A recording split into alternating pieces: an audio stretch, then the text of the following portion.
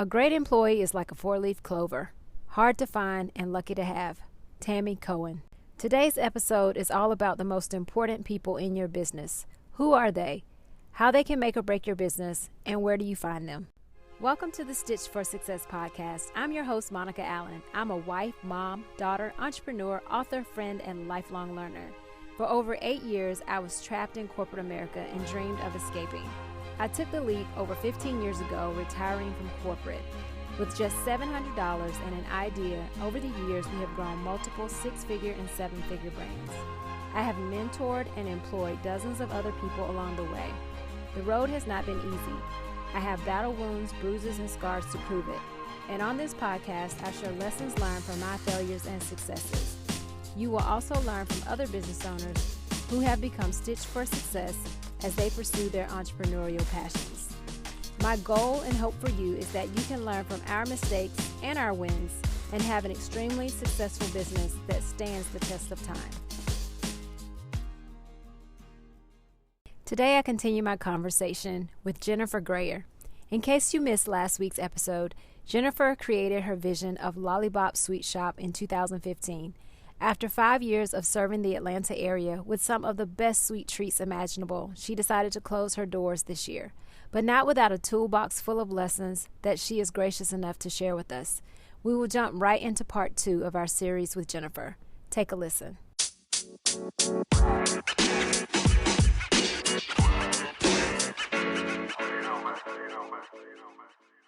That first year, what would you say were some of your biggest challenges? Girl. It's always going to be employees. So that was the number one challenge from day one to day 10,001. So however long, that 5-year period was, I know it's not 10,000 days, but it's a consistent issue that I think every small business owner has to face. And how you navigate that is, totally unique to your business. I never quite figured out the right mix. It's really hard to find dependable people that believe in your value and your brand and that want to grow it with you. It's hard to find people that are dedicated, that want to come in every day and offer a good quality of service and just help you, as opposed to just coming in and kind of taking up space. So I tried to be strategic in the people that I hired. A lot of them were great. Quite a few of them were not, but you learn very quickly. You either learn that you either need to get rid of them or you need to put them in a role that they are good at and that you don't have to necessarily babysit every single step they do. So you kind of play a little bit more to their strengths once you learn what they're good at. Or if they are just dragging you down and costing you money, then you just have to cut your losses and get rid of them. It does everybody a favor. It does them a favor because they're frustrated. It does you a favor because you're frustrated in the process. So just, recognize very early on, like who's going to be an asset and who's not. Right. Yeah, that's like the most expensive piece of running the business. And it's probably the most tiring piece of trying to figure out just the right fit. Yeah, I totally agree with that. And then I think another thing that I had to deal with, I had a very specific and strategic concept for what I wanted. So I did expand from it just being a bakery to a full-on sweet shop, but your customers, your customer base will dictate to you exactly what they want you to do and what they want you to sell. So even though I had my mind set on the specific products that I wanted, very early on, my customer base let me know that they wanted me to shift gears and do something a little bit different. So, either you oblige and, you cater to the people that are willing to pay you for your services, or, you try to stick with your plan and it may or may not work. But I try to incorporate both, and we can talk more about that later. But it's important to, service the people that are around you that are going to support you. It's within your wheelhouse for sure. Right. Yeah, that's one of the things that we often tell customers when they come in to our store is let us know what you need, because there may be something we can provide that we don't offer, but we can offer, but we don't know that you need that. So if you tell us, we can work it out. So right, exactly. So I'm grateful that I shifted gears slightly in the way that my customers wanted me to, because what they asked me to do actually became like the lifeline of the shop for the continuing years that it was open. So I'm glad that I was flexible enough and receptive enough to take on what they wanted me to do, and then to be able to do it in a successful way and make them, want to keep coming back for the same service that they asked me to provide. Right. That's true. So when we talked earlier about, you try to cater to your customers very early on because they'll let you know what they want from you. So when I initially opened up the shop, it was literally like a take and go kind of shop. So, you come in, you grab your cupcakes, your cookies, your candy, your ice cream. You may sit and linger for a little while because there were some tables in there. But that's pretty much it. Like, there was no aspect of customization. Like, everything that we offered is what you could have. Like, you weren't going to come in and be like, oh, can I get, cookies with this and, X, Y, and Z in them. And I was like, well, these are the offerings for today, but maybe I will think about some type of combination like that later on. And really the business turned that way. Like, it became more of a custom baked business than it was a retail business, so to speak. Gotcha.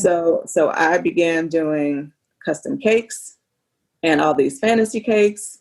And then I began hosting birthday parties and, hosting like other events at the shop and using the shop as an event space, which in my mind was a good idea because, as we said before, you want to make sure that your footprint, almost every area of your footprint, is profitable. So me hosting parties and things like that made the normally unusable space very usable and profitable. The cakes were good because I could determine exactly what I needed to bake when I needed to bake it. And, I could control it that way. Whereas things that were baked every day, like cakes and cookies and cupcakes and things like that were on the counter, you never know if it's going to be a slow day or a busy day. So you don't know if you're over baking or under baking, and there's a lot of waste and it's just unpredictable. So the custom business was very predictable because they'll tell you exactly what they want and when they're going to come and get it, which was great.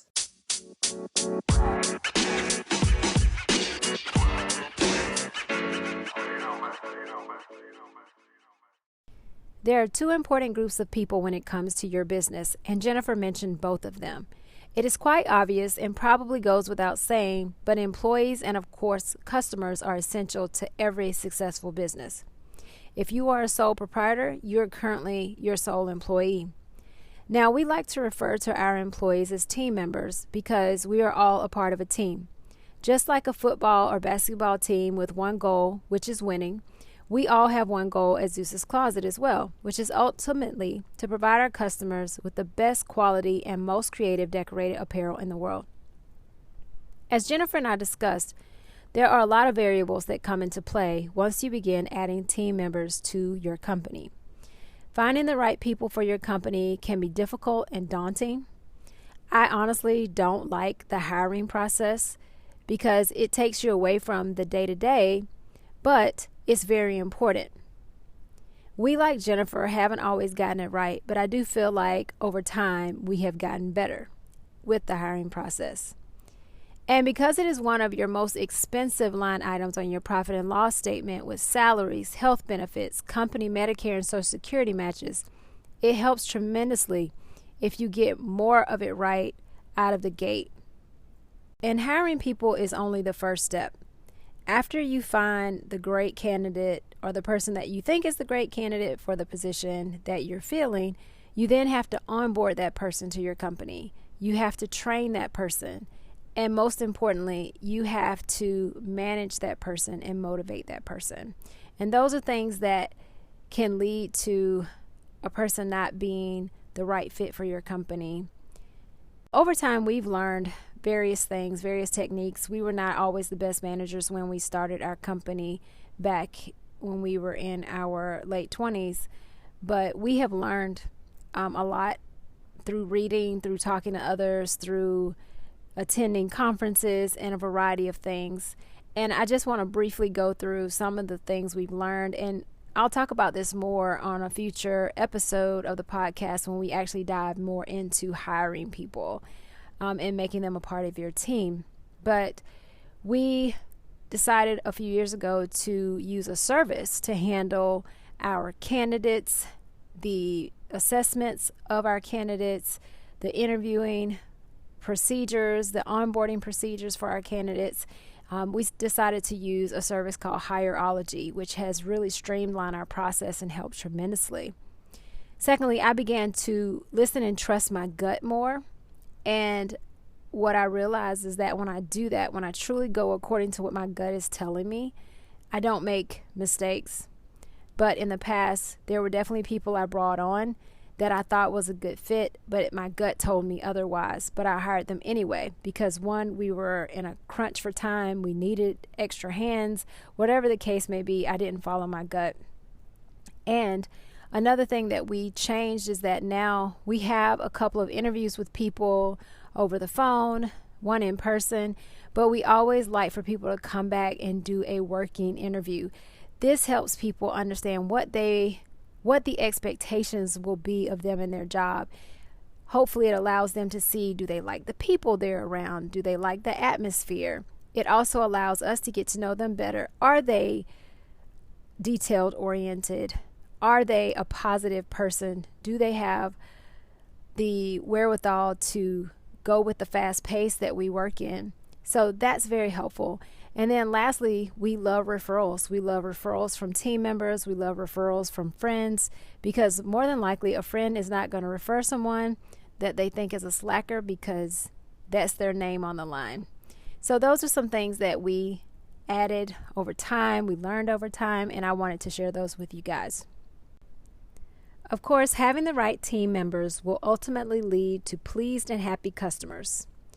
And without customers, you have no business. You simply have a hobby. And as Jennifer mentioned, she talked about catering to your customer and letting your customer help guide your business. This is so true. Customers will tell you what they need and what they want. From the very beginning of our business at Stuffer Greeks, customers steered the designs that we worked on and sold, as well as the products we offered. When we initially began that particular business, we only planned on offering jackets. We wanted to offer the best fraternity and sorority jackets with the coolest designs. But over time, customers began to ask us for other items like t-shirts, sweatshirts, and more. We could have said no, we're focusing on jackets. But we wanted to grow, and it was within our wheelhouse. We already had the right equipment, and it didn't really require any additional resources or work other than adding that custom order form to our website. Jennifer began to cater to her customers by providing their custom sweet treat requests. She could have said no, but her willingness to serve them what they wanted kept them coming back, and ultimately made her have less items to throw out each day. She no longer had to determine what to make each day because her customers told her, saving her time and money. Being willing to be flexible with your customers can help grow and maintain your business. Now, this doesn't mean that you take on everything that someone asks you for. I would suggest it should be something that numerous people have requested and you've kind of heard the same thing over and over again, meaning you see a pattern of multiple requests for the same thing. We ultimately decided to open a physical retail location because our customers asked for it. A number of customers would ask us each week about a physical location. Why don't you all have a retail store? I would love to be able to come into a store. And for the longest, that was not something that we really wanted to take on. But now our retail location often outdoes our online store in revenue. Because of what we do, people really like to look, touch, and feel our garments. So be willing to be flexible, understanding that you should not try to do everything, but you do want to cater to your customer, and they will support you. Employees and customers, they are the lifeblood of your business. They are what makes it work. Take care of your employees, and of course, take care of your customers. When you take care of your employees, they will take excellent care of your customers, and that is what makes a successful business. Next week, join me as Jennifer reveals what she thinks is the biggest mistake she made that may have led to her business closure. You don't want to miss it. Thanks for listening to the Stitch for Success podcast. As always, I'm so grateful that you would take the time to listen in. If you want to find out more about the Imprinted Apparel Academy or sign up for a complimentary business coaching session with me, please visit stitchedforsuccess.com.